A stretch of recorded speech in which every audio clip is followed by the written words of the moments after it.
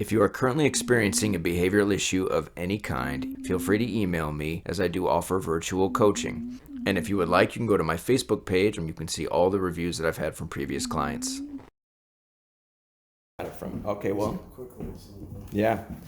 Now once he's got it, yeah, okay. This is what ran away. See, he's got hair up on his back. Yep. You want me to hold- Yeah, just block him, but I don't want to move sudden to him. Mine. Mine.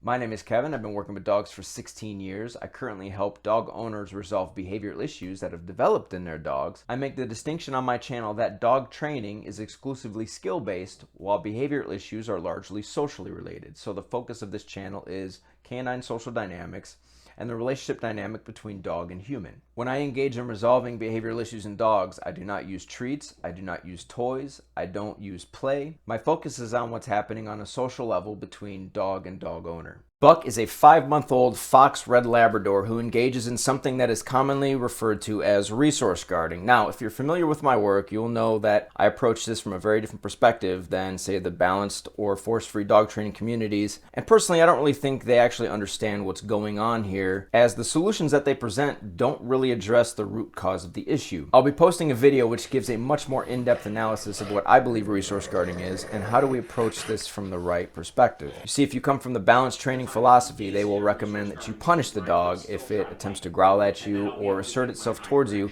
when it is in possession of something. And if you come from the force-free or positive reinforcement communities, which is generally the advice you'll hear if you Google how do I resolve resource guarding, they will recommend that you engage in this sort of negotiation with the dog where you'll present a higher value treat or food in an attempt to trade with the dog.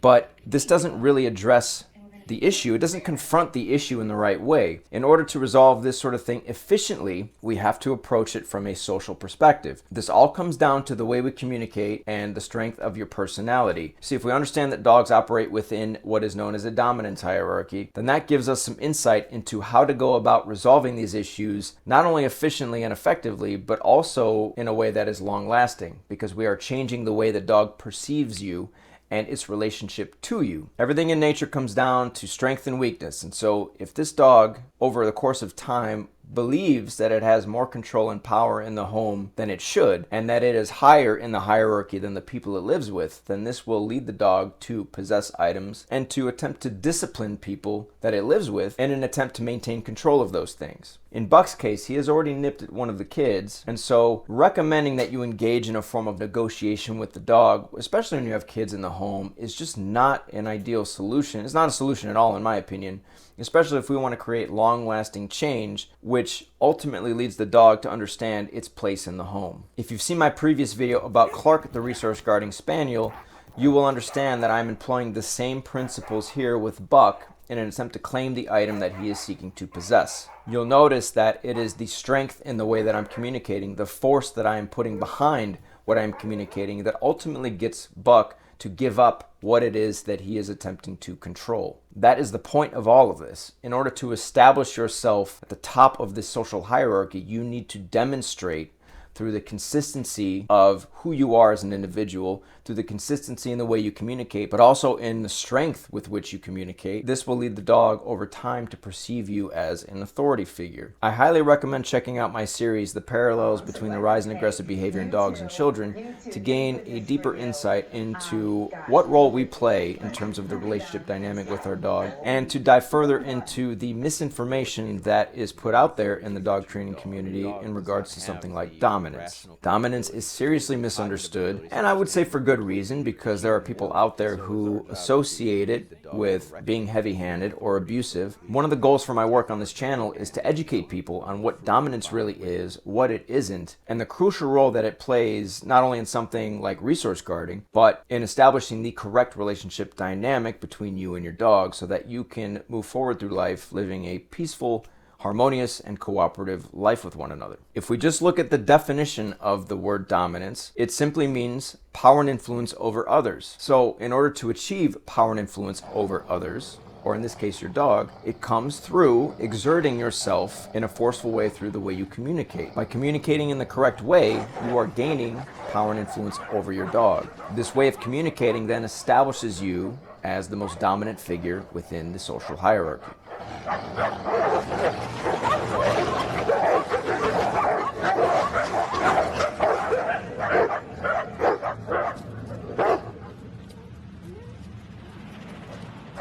Rocky will have to wait. Right? That's what you're supposed to do. Like some of the stuff, like Okay, so why don't we, here's what I'm gonna do. I'm gonna put it on the ground.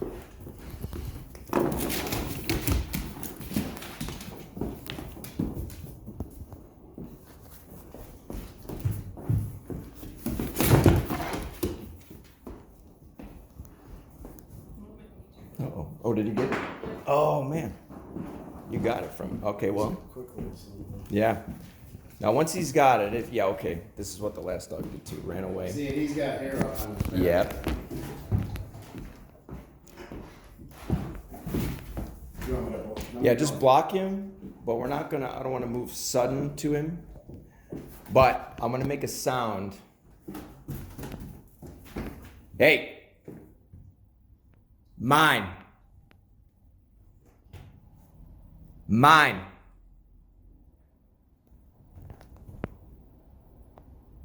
Mine!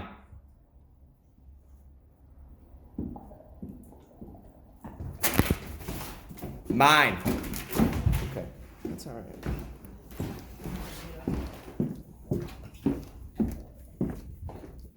Mine!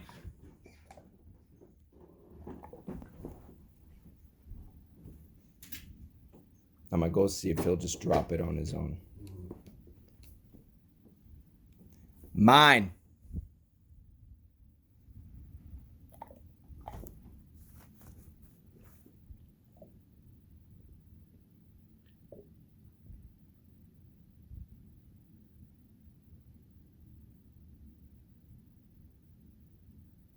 He's thinking about it. Mine.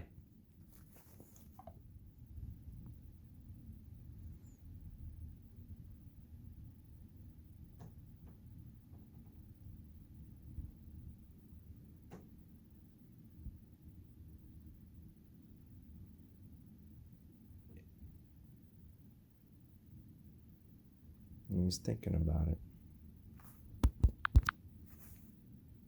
Mine.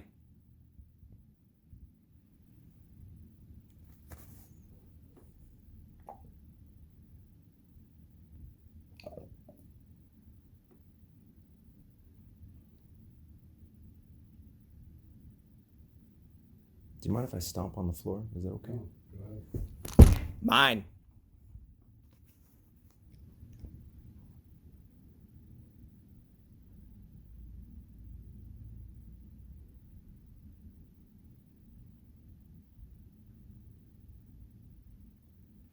Mine.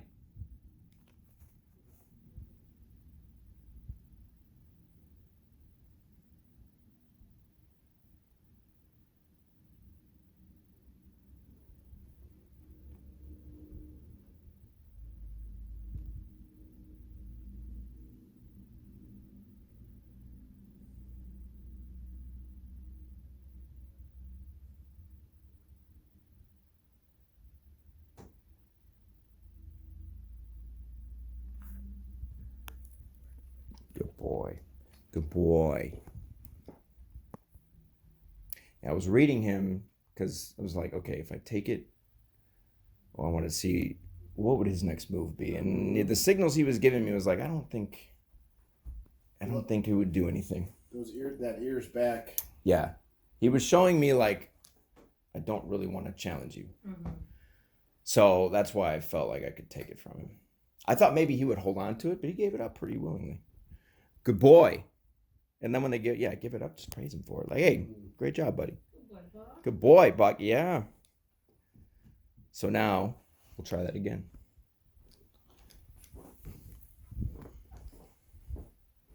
Whew, you got that really sticky. You want paper towel? Yeah, actually, that'd be great. Thank you. Now, the point with the foot stomp is I want to come at him as assertively as possible.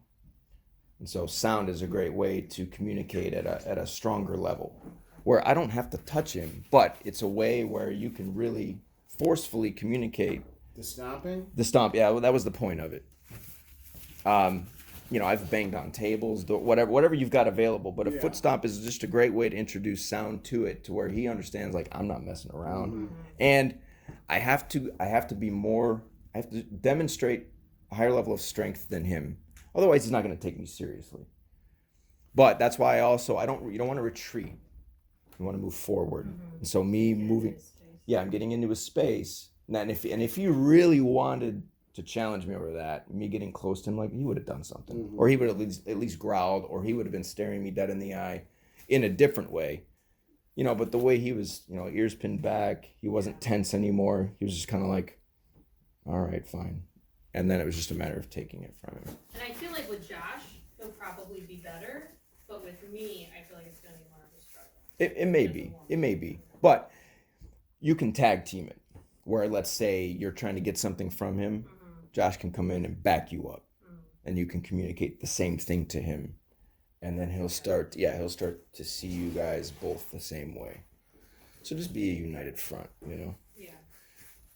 Now, when something's on the ground, you should be able to, once he understands it's yours, mm-hmm. You should be able to walk away from it, walk out the front door, go everywhere even you need to go, and him not take it. Yeah, that's impressive, actually. Tsk you. Because usually he'd be all over. He'd be right back. Oh, yeah, he'd be all over. Yep. He'd be right back after. Right.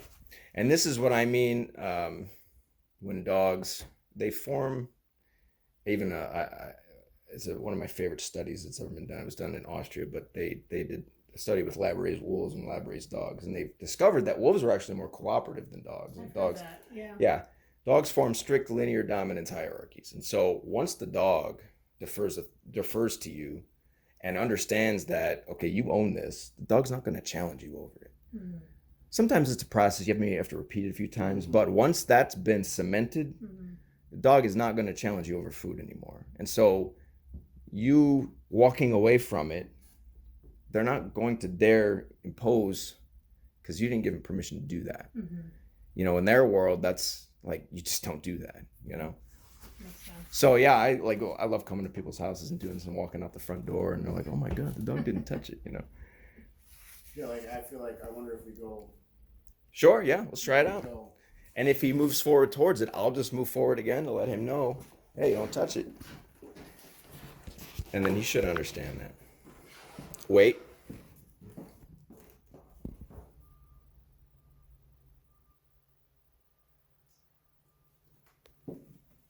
Good boy. Good boy. He didn't even move. Now, alongside that, I want him to also, like you do when you make him wait for food, give me your attention. Because now he's kind of looking to you like, all right, you let me know when I can have it. I mean, it's good he's looking at you, John. He's looking at all of us, really. Well, so during that, when he still had it, I felt like he was looking at me. Was he looking at you? Yeah, like, what's going on? Like, yeah. Who is this? I didn't know if I should be looking at him or if I should be looking at him. Right. That's okay. Nice. I like the way you're posing right now. It's a pretty fast call. Yeah, good boy. Okay, here. There you go. Yeah, and once he adheres to that, then we can give it back. We try it again.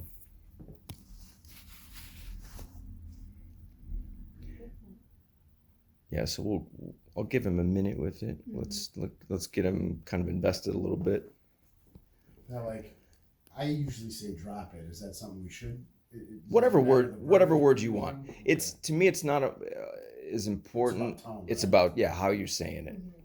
Now you can use one word. I mean, it's better if you want him to learn a word that mine's my favorite word. Mm-hmm. But if you want to say drop it, whatever you want, just be consistent with it. Okay. So that way, you wouldn't even have to. You could just look at him and be like, hey, drop that, and he'll, it's not even a problem anymore.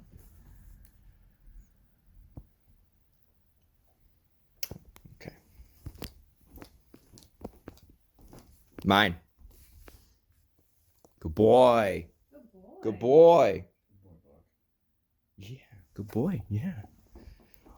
Josh, you want to try? Should I give him a Yeah, well, let's give him a minute with it and let's see. I feel like he's like, oh, shit. Right. And what you should see too is instead of him getting something and trying to run away, which is the first thing, it's like your first sign that if he does that, then he's going to maybe battle you a little bit. So what you'll notice over time is he won't do that. If he gets a hold of something and you walk near him, he won't just try to take off. He won't try to possess it like that. He may just drop it right there, or he just won't care that you're getting close to him. You know. Yeah, go ahead, Josh. Good boy. Good boy, Buck. Good dog. Good boy. Yeah, and when you guys do that, if you wanted to, as you approach him, if you wanted to just say drop it or whatever, in that moment though, you don't have to be so assertive with him. It just so you can get him to make that association with the word, and then when he does, you could be, hey, good boy, drop it. You know, just to reinforce that. If that's the phrase you guys wanted to go with, you know. That's what we've been saying. Drop Yeah. it. Okay. Perfect. Well, I guess, Sarah, do you want to try Yeah. them? Drop it. Good boy. Good boy, Buck. Good boy, Buck. Good boy. Nice job, buddy. Good boy. Awesome. Perfect. Hopefully I'll do it when you're not here. Yeah. Okay, well, Good. should we try the food bowl then? You said he's going to eat soon, or Yeah. you want to Yeah. try that? Yeah. Let's do that then. So here's my other issue. Mm-hmm. Not like that, yeah. What you can do is you could practice it when you both are home. So that way he just understands the expectation. Like if you're the only one home, or he just knows now, okay, I got to stay back here while you get the food ready.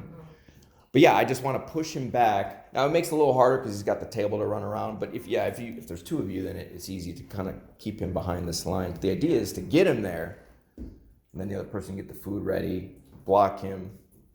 But you also want to give him the opportunity to show you. Do you understand? Then you can wait. Yeah. So what I usually do is I'll send the dog back, and then I'll walk away to see, is he going to stay there? You're like, if I move out of the way, are you going to bum rush? He won't. He gets up a lot. Okay. Well, that's also Yeah. because you're carrying the food. Yeah, but he Yeah. shouldn't. And he Right. does. Yeah. Right. And that's just a lot of that's just you might just have to be a little bit more assertive with him. So like when I put the food down, that's good. He didn't want to get close. I like Yeah, that. see, that's the thing he does. That's the part he does. So that's what you were talking about, where he went. He Okay. will wait. Perfect. And he'll wait a while. Excellent. Okay. Yeah, so we don't have any problems with that then. Okay, actually, Sarah, can we do that again? Yeah.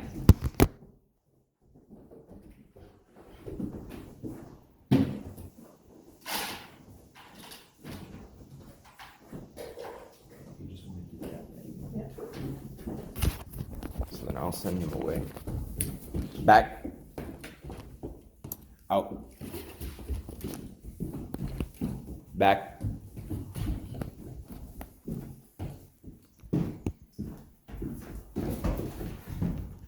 Should I wait till you have a nice spot? Just go ahead and start getting it ready. Just keep fiddling with it.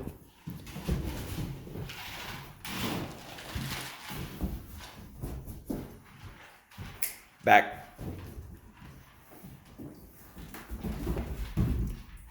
Wait.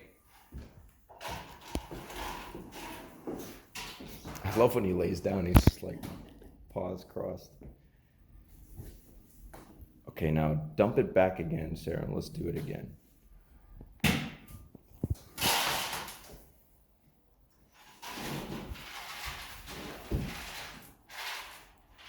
That's exactly the line I was thinking too. Perfect. All right, good boy, Buck. Hey. So if he does, say you're the only one here, Sarah, and he does that, you might be holding the food, but send him back again. So you'd walk towards him. As soon as you see him get up and move towards you, just move towards him, send him back again. And when he lays down there, you can go right back. Back. There you go. Back. Perfect.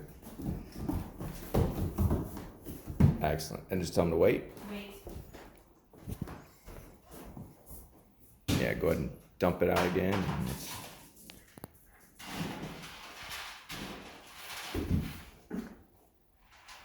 Very good. Putting his head down. All right. Yeah, you would prefer it that over time he just gets to the point where he's not showing the intent to move forward again. So him kind of settling in, putting his head down, those are all really good signs. Like just knowing the drill. Yeah, he knows what you expect of him. Perfect. Do it one more time, sir. Go ahead and dump it out again.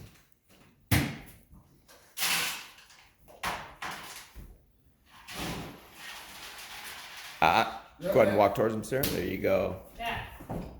Back. He's doing great. Okay, go ahead and go back. There you go. Yeah, and he's showing you can do it. From there, it's just a matter of repeating it until he just understands. I mean, he did pretty well there for the first time. I feel like he's a very fast learner. Like he's smart. Sure. But He's got it in him, but I think he knows that, He's probably just a little headstrong, you know. Perfect, Sarah. Perfect. I love that. Excellent. Okay. Now, here, I'll take the food. And then we will wait. Wait. Good boy.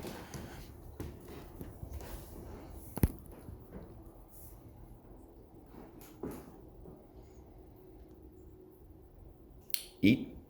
Okay, go on. Okay.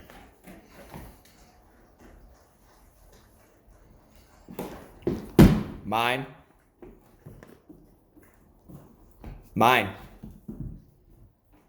Good boy. Good boy. Okay. Good boy, Buck.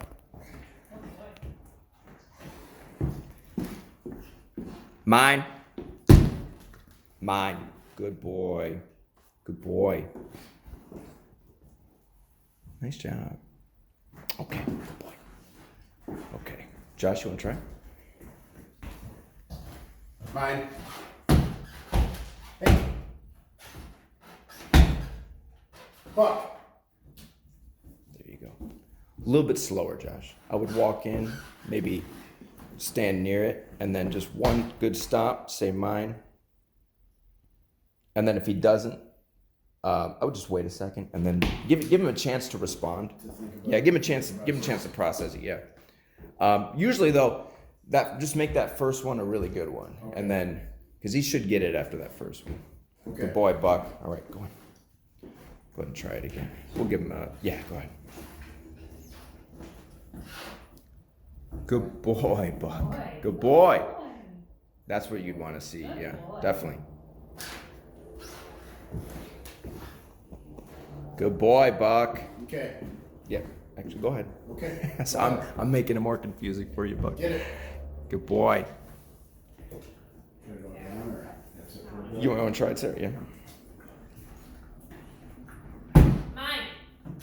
Perfect. Good boy. Now, is there anything like Boy, Buck. Good boy. about like desensitizing him to touch? Yeah. Because like with, Yeah. with the kids, like I'm worried Definitely. about, like, Yeah. I want you to do it, but like, Yeah. You touch him anywhere here, that's when he really gets. Yeah, what you can do is when you come up to claim it back and he shows he's going to give it up, you could start touching him then.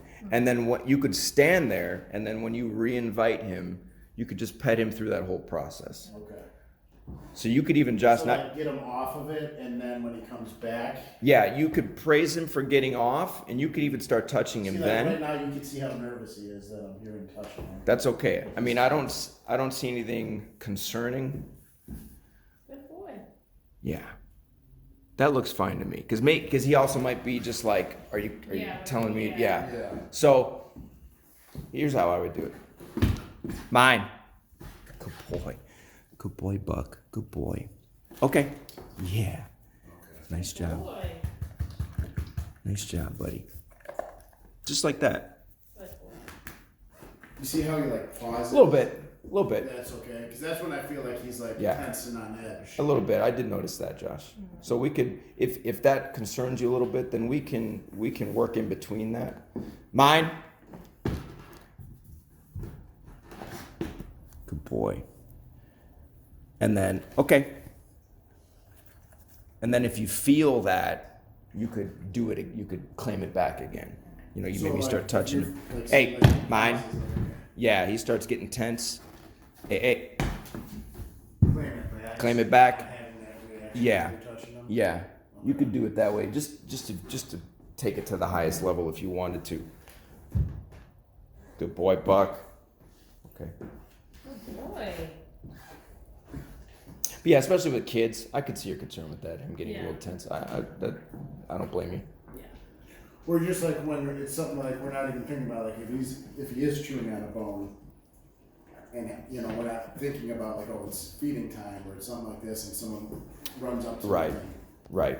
you know, that's where it makes me nervous. Definitely. For sure. Well, and I don't really put it past any dog to bite somebody. Like I don't, and I want my kids to know that. But I'm more concerned with other Sure. people's kids. Sure.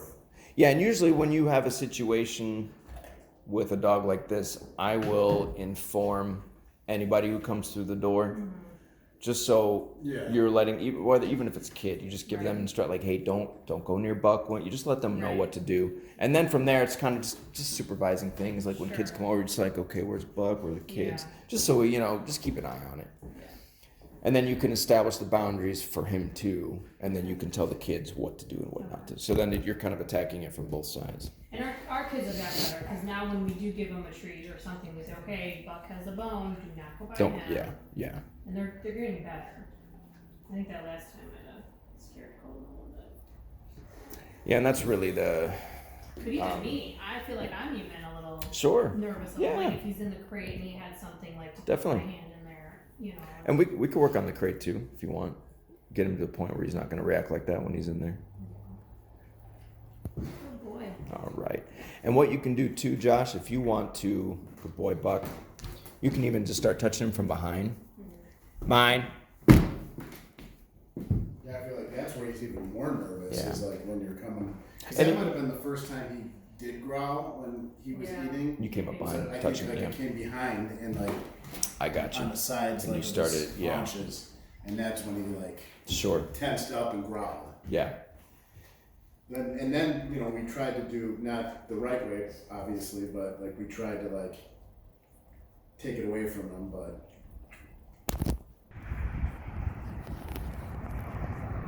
Yeah, when he's like that, Josh, it's yeah, what you were doing, just like a pull and release, get him to pay attention to you. There you go. Good boy. Perfect.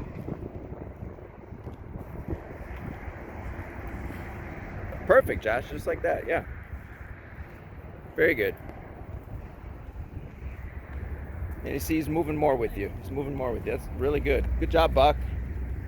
You want to try, Sarah?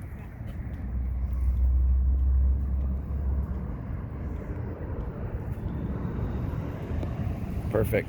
Perfect. Very good. Good, Sarah.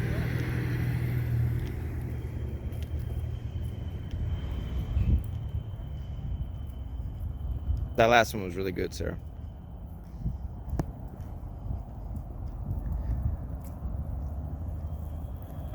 There you go. There you go.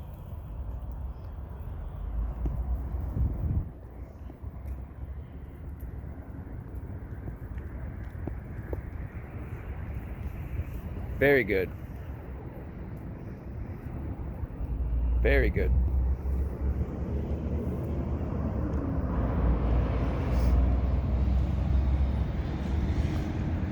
How's that feel, Sarah? Better. I mean, especially on the collar. Definitely. Used to pull. Yeah, and the downside with the harness is once the dog is pulling, it just kind of encourages more pulling, and you don't really have a way to redirect him or slow him down, or it's just like you get into this tug of war that never ends.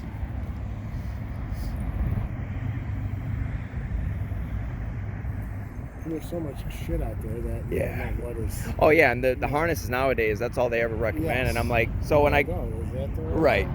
So when someone calls me and say, "Oh, my dog's a menace on the leash," that's my first question: is what are we walking him on? And 9 out of 10 times, oh, it's a harness. Oh, okay, well let's try a leash and collar and we'll see what we could do. Yeah, I mean that looked great, Sarah. That looked really good. You want to try it again, Josh, or? You could probably, like, you want to walk that way? Because there's all this. All right. Just like that, Josh. Perfect. Perfect.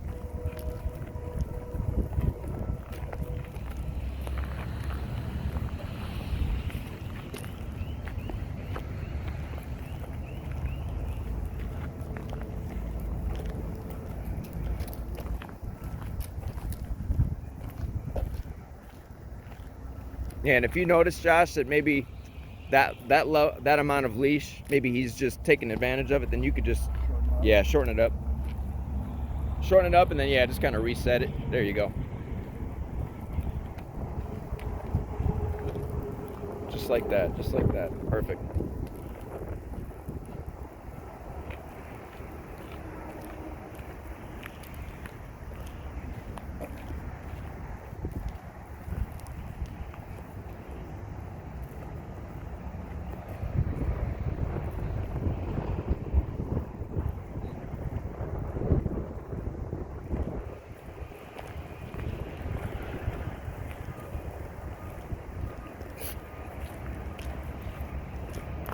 You could even shorten it up more than that if you wanted, Josh.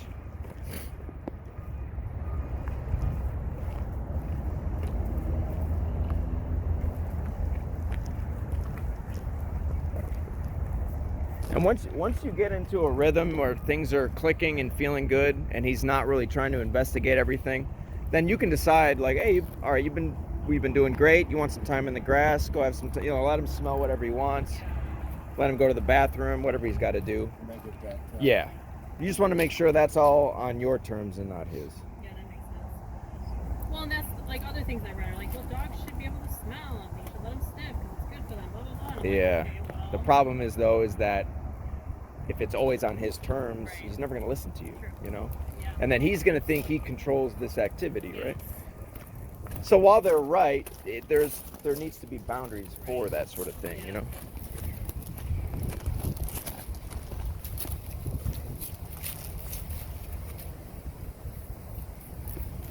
Now, my favorite leash, if you guys wanted... Now he's getting into his backyard, so he thinks like, oh, I can just go. Right.